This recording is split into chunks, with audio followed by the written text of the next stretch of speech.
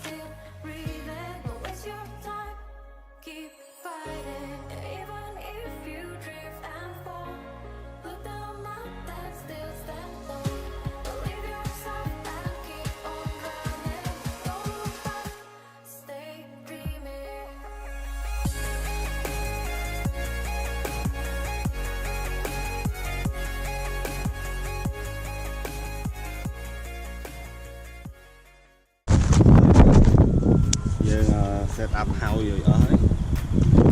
ហើយនៅមេចិត្តយប់ហើយ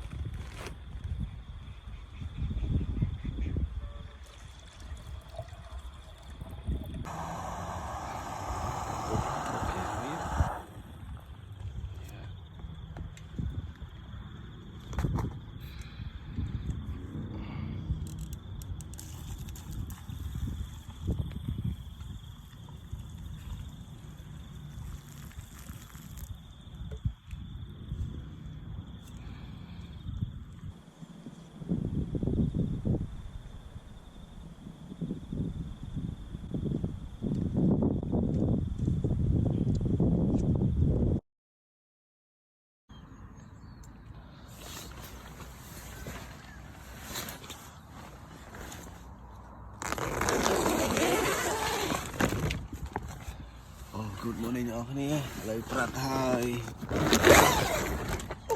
យកមកជាមែនតែនគេចង់លក់